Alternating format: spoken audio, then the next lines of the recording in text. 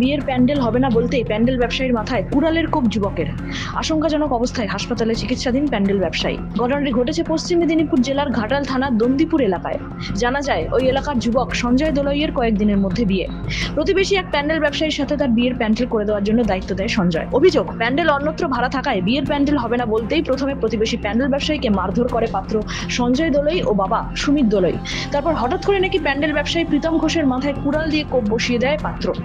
ঘটনাস্থল থেকে জখম অবস্থায় প্যান্ডেল ব্যবসায়ীকে উদ্ধার করে চিকিৎসার জন্য ঘাটাল মহকুমা হাসপাতালে নিয়ে যায় পরিবারের সদস্যরা। আশঙ্কাজনক অবস্থায় হাসপাতালে চিকিৎসাধীন প্যান্ডেল ব্যবসায়ী। আমার ছেলেকে ডেকোরেটর চেয়েছিল, সে দিতে পারবেনি বলেছে, তার জন্য আমার ছেলেকে ধরে মেরেছে। এরকম করে ওর বাবা ছেলের হাতে কুড়াল তুলে দিয়েছে, ছেলে মেরেছে। কি নাম? সঞ্জয় দোলই। প্রতিবেশী আমরা? হ্যাঁ, প্রতিবেশী। আমাদের প্যান্ডেলের ব্যবসা রয়েছে। আমাদের প্যান্ডেলের ব্যবসা রয়েছে। কার বিয়ে? ওর যে মেরেছে তার বিয়ে। ওরা প্যান্ডেল করবেননি বলেছে? আমরা হ্যাঁ দিতে পারবো নি, আমাদের অন্য জায়গায় ভাড়া আছে বলে আমরা দিতে পারবো নি বলেছি। তার কারণে এইভাবে মেরেছে, কুড়াল দিয়ে একদম মাথা ফাটিয়ে দিয়েছে।